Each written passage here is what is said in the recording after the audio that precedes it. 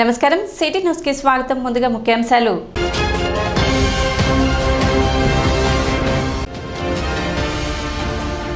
గుంటూరులో అట్టహాసంగా జరిగిన ఆలపాటి రాజేంద్ర ప్రసాద్ నామినేషన్ కార్యక్రమం.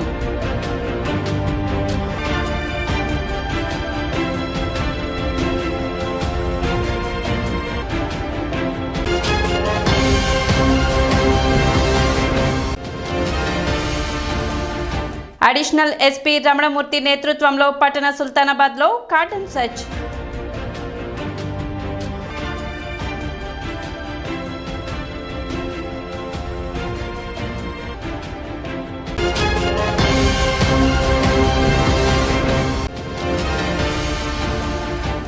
ఆలపాటి రాజేంద్ర ప్రసాద్ నామినేషన్ కార్యక్రమానికి తెనాలి నుండి భారీగా తరలి వెళ్లిన కూటమి శ్రేణులు.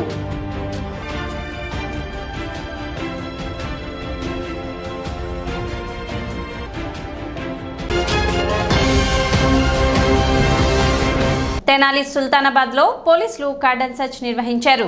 వడ్డెర కాలనీ, సుగాలి కాలనీ తదితర ప్రాంతాలలో తెల్లవారుజాము నుండి additional SP Ramanamurthy, DSP Janardhan Rao నేతృత్వంలో ఇళ్లలో సోదాలు నిర్వహించారు.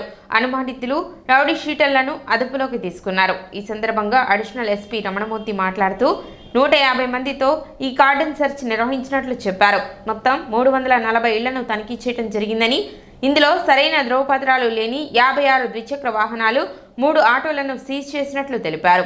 6 రౌడీ షీటర్లను అదుపులోకి తీసుకున్నట్లు వెల్లడించారు. జిల్లాలో రౌడీయిజాన్ని నియంత్రించేందుకు ఎస్పీ ఆదేశాల మేరకు కార్డన్ సెర్చ్లు నిర్వహిస్తున్నట్లు తెలిపారు.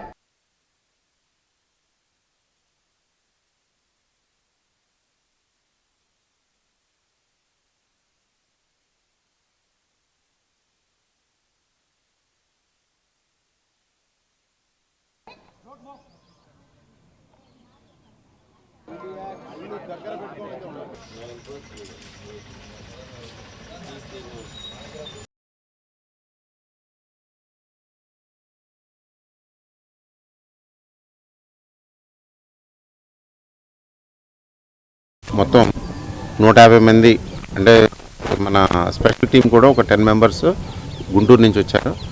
వీళ్ళందరితో కలిపి తెనాలి డిఎస్పీ గారు, తర్వాత మన Tenali 1 town, 2 town, 3 town CA గారు, పొన్నూరు రూరల్ సిఏ గారు మొత్తం అందరం కలిసి ఈ ఏరియాలో ఉండే 6 రౌడీ షీటర్లు, ఒక సస్పెక్ట్ షీటర్ని కూడా సెక్యూర్ చేసుకున్నాం.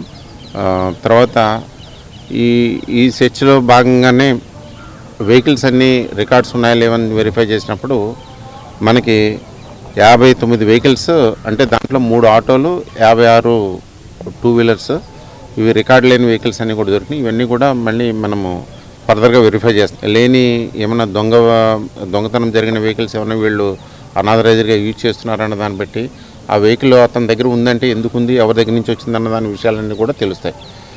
ఇదే కాకుండా ఈ ఏరియాలో కొంతవరకు అసాంఘిక కార్యక్రమాలు జరుగుతున్నాయన్నదని కూడా కొంత ఇన్ఫర్మేషన్ ఉంది. దాని మీద కూడా సర్ప్రైజ్గా ఇంకొకసారి మళ్ళీ ఈ ఏరియాలో చెక్ చేస్తాము. తెనాలిలో ఇది 2వ క్యాష్ ఆపరేషన్. ఇది ఇంతకుముందు ఒకటి 1 మంత్ బ్యాక్ జరిగింది, ఇప్పుడు 2వ జరుగుతుంది. ఇదే విధంగా ఫ్రీక్వెంట్గా కూడా మేము చేస్తాము.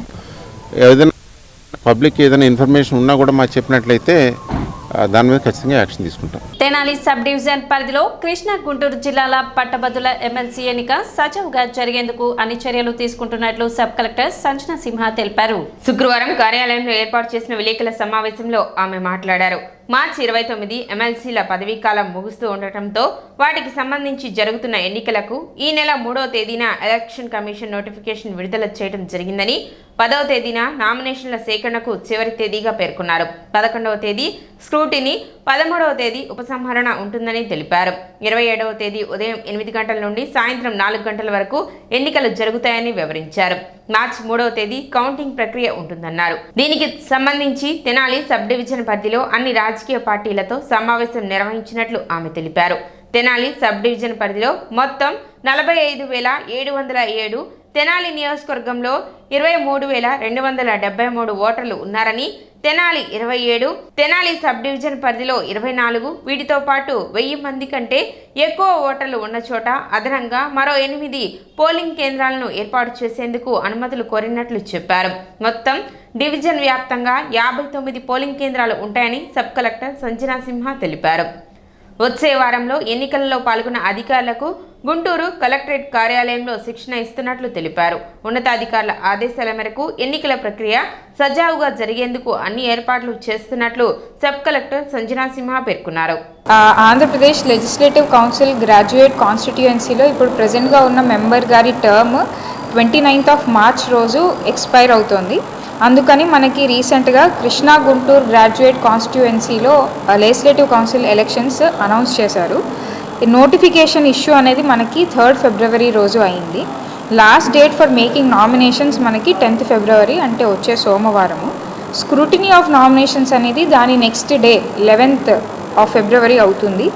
అలాగే last date for withdrawal of candidatures వచ్చేసి మనకి 13th February ఏదైతే మనకి గురువారమో అది. డేట్ ఆఫ్ పోల్ మనకి 27th February గురువారం వస్తుందండి. ఆ రోజు డేట్ ఆఫ్ పోల్ రోజు మనకి ఉదయం 8 గంటల నుంచి సాయంత్రం 4 గంటల వరకు కూడా పోల్ అవుతుంది. కౌంటింగ్ ఆఫ్ ఓట్స్ అనేది మనకి March 3వ తారీఖు సోమవారం వస్తుంది. March 3వ తారీఖు మనకి కౌంటింగ్ చేస్తాము. ఫైనల్గా ఎలక్షన్స్ అంతా కూడా 8th March వరకు చేసేయాలి అని మనకి CEO ఆఫీస్ ఆంధ్రప్రదేశ్ నుంచి కమ్యూనికేషన్ వచ్చింది. మనకి బిఫోర్ నోటిఫికేషన్ ఏదైతే వచ్చిందో దాని ముందర మనకి టోటల్గా కూడా తెనాలిలో 27 పోలింగ్ స్టేషన్, తెనాలి కాన్స్టిట్యుయెన్సీలో అంటే 24 polling stations Tenali urban rural కలిపి, కొల్లిపర్లో 3 కలిపితే తెనాలిలో 27 ఉన్నాయి. డివిజన్ అంటే తెనాలి సబ్ డివిజన్కి వచ్చేసప్పటికి 24, ఈ 2 కలిపితే కూడా మనకి 51 పోలింగ్ స్టేషన్స్ ఉన్నాయి. ప్రతి ఒక్క పోలింగ్ స్టేషన్లో 1000 కంటే ఎక్కువ ఓటర్లు ఉంటే ఇంకొకటి కూడా ప్రపోజ్ చేయాలని ఆక్సిలరీ పోలింగ్ స్టేషన్స్ మనం ఒక 8 ప్రపోజ్ చేయడం జరిగింది.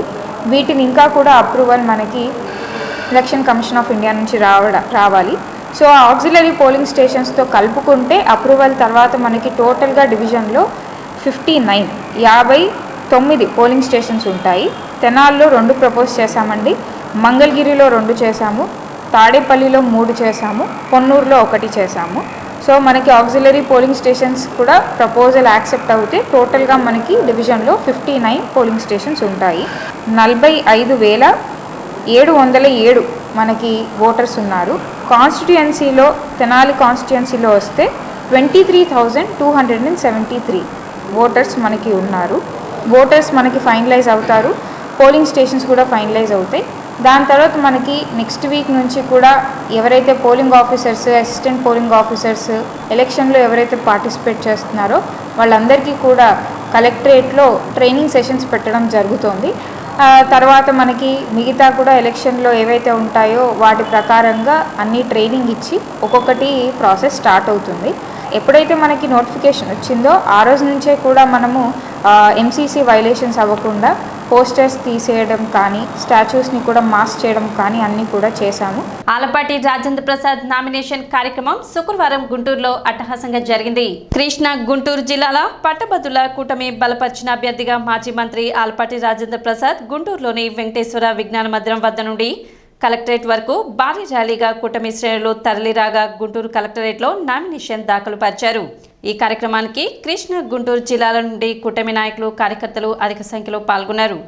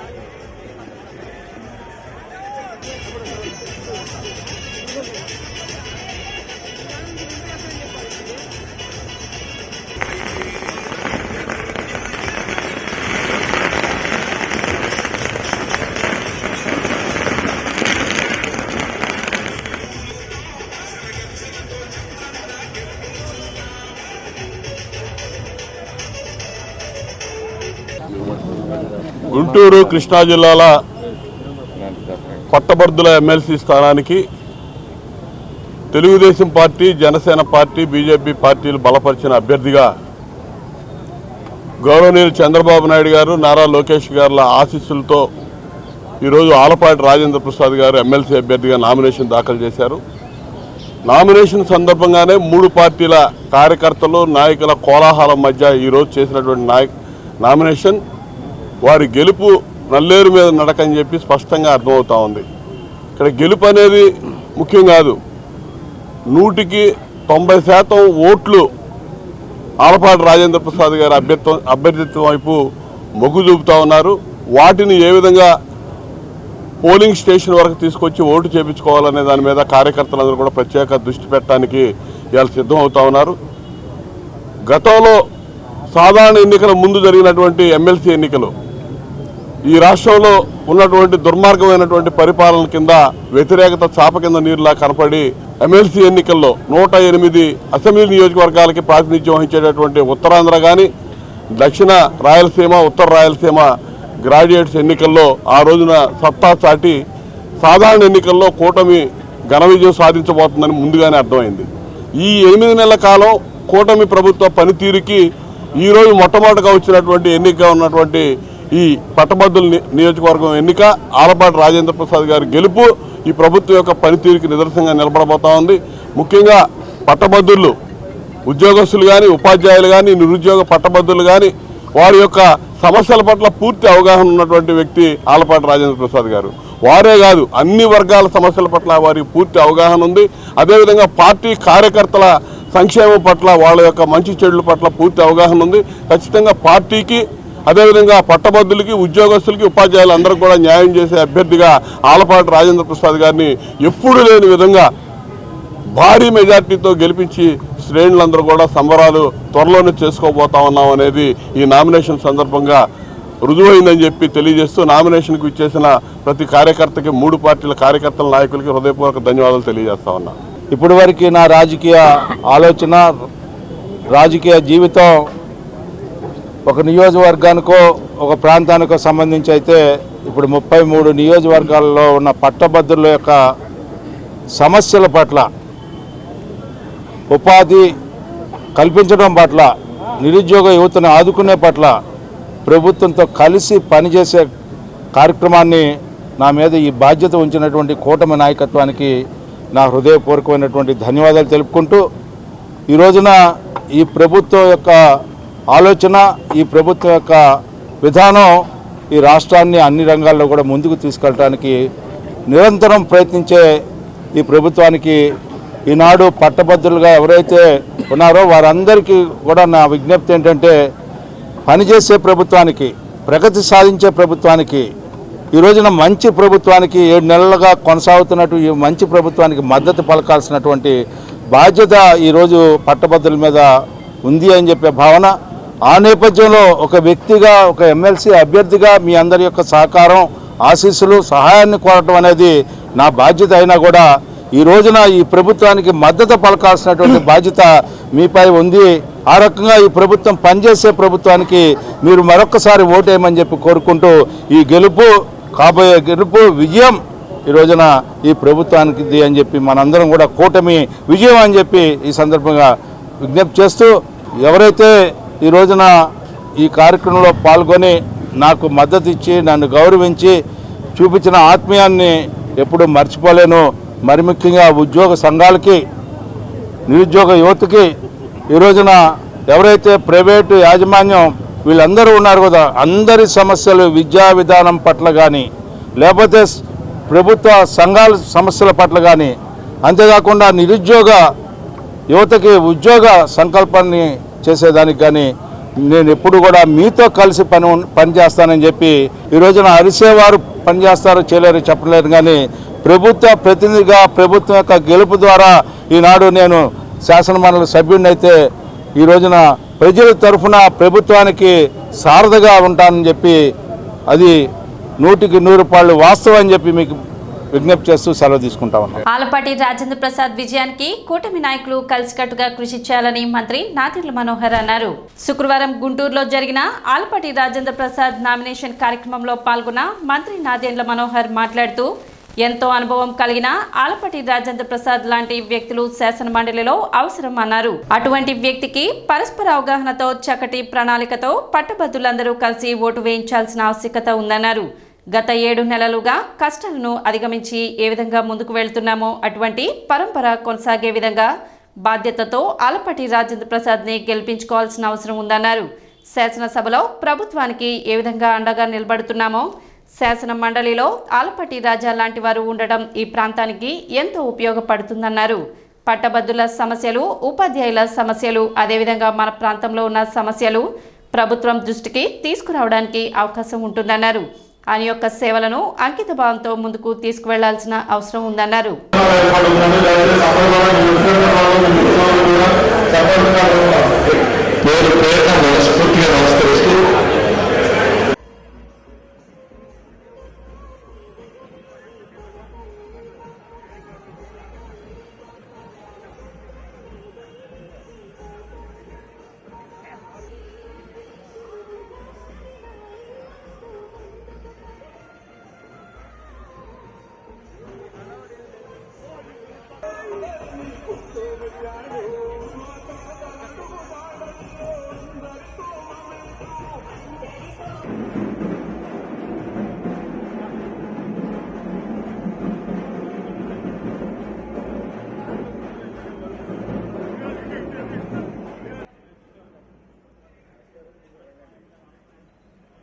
ప్రసాద్ గారు ఇప్పుడే వేదిక దగ్గరకు వచ్చారు. దయచేసి అందరూ కూడా లోపలికి వచ్చి మిత్రులు, శ్రేయోభిలాషులు అందరూ కూడా సారా కనిపించేసి వెంటనే వెళ్ళి మీ సీట్లలో కూర్చోవలసిందిగా కోరుతున్నాం. సార్ గంగా కృష్ణమూర్తి గారి కార్యక్రమానికి వచ్చేశారు. వారికి స్వాగతం, సుస్వాగతం. గోవర్ముడి రవీంద్ర నాని గారికి స్వాగతం, సుస్వాగతం. అమ్మగారు అన్నప్రేమి రాజకుమారి గారికి స్వాగతం, సుస్వాగతం. ఇల్లి మాణిక్యాలరావు గారికి స్వాగతం, సుస్వాగతం. మాధవ సుబ్బారావు గారికి స్వాగతం, సుస్వాగతం. చిట్టిబాబు గారికి స్వాగతం, సుస్వాగతం. గ్రాడ్యుయేట్స్ కాన్స్టిట్యూన్సీ నుంచి ఆయన పోటీ చేస్తున్న సందర్భంగా ప్రతి ఒక్కరం కూడా జనసేన పార్టీ, భారతీయ జనతా పార్టీ, తెలుగుదేశం పార్టీలో ఉన్న నాయకులు, కార్యకర్తలు పరస్పరం మనం చక్కటి అవగాహనతోటి ఒక మంచి ప్రణాళికతోటి సమన్వయపరుచుకుంటూ ప్రతి గ్రామంలో కూడా, ప్రతి వార్డులో కూడా ఎవరైతే పట్టభద్రులు ఉన్నారో వాళ్ళందరినీ కూడా మనం కలిసి మోటివేట్ చేయాల్సిన అవసరం ఖచ్చితంగా ఉంది. గత 7 నెలల నుంచి మన కూటమి ప్రభుత్వం చేస్తున్న కార్యక్రమాలు, అనేక కష్టాలు ఎదుర్కొని ప్రజలకి మరొకసారి అంకిత భావంతో ఏ విధంగా ముందుకెళ్తున్నామో అది అటువంటి పరంపర మళ్ళీ కొనసాగే విధంగా ఒక బాధ్యతతోటి మనందరం కూడా కలిసికట్టుగా ఆలపాటి రాజేంద్ర ప్రసాద్ గారిని గెలిపించాల్సిన అవసరం మనందరిపైన ఉంటుంది.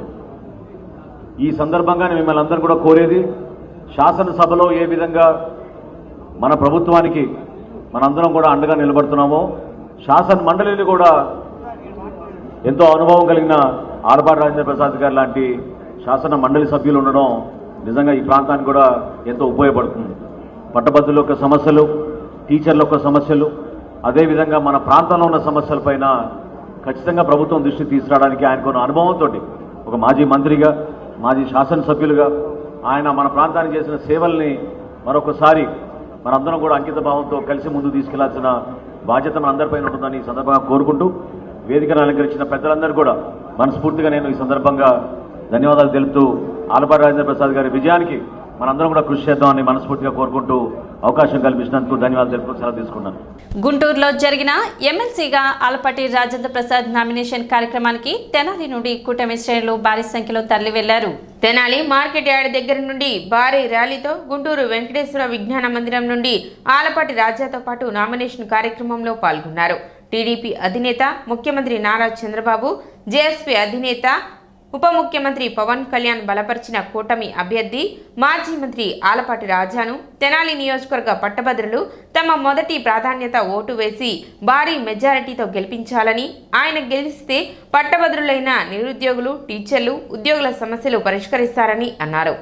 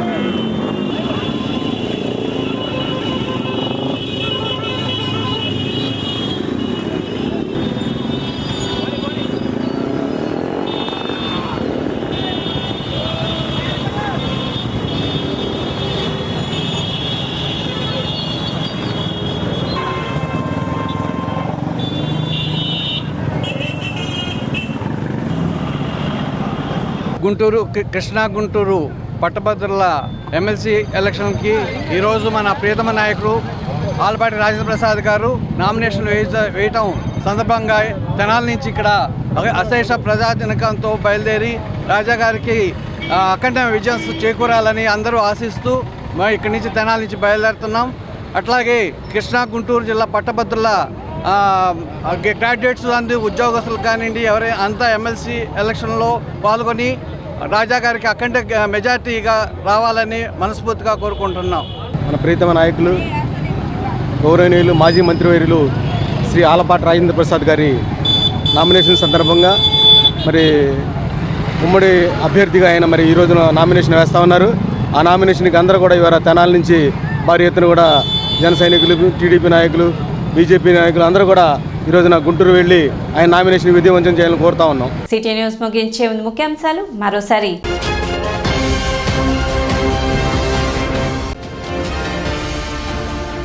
గుంటూరులో అట్టహాసంగా జరిగిన ఆలపాటి రాజేంద్ర ప్రసాద్ నామినేషన్ కార్యక్రమం.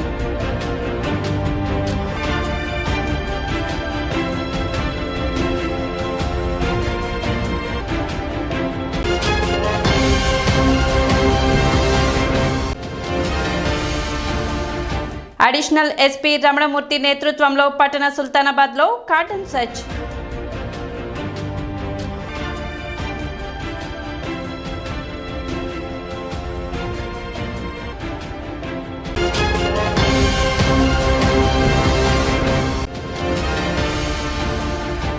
ఆలపాటి రాజేంద్ర ప్రసాద్ నామినేషన్ కార్యక్రమానికి తెనాలి నుండి భారీగా తరలి వెళ్లిన కూటమి శ్రేణులు.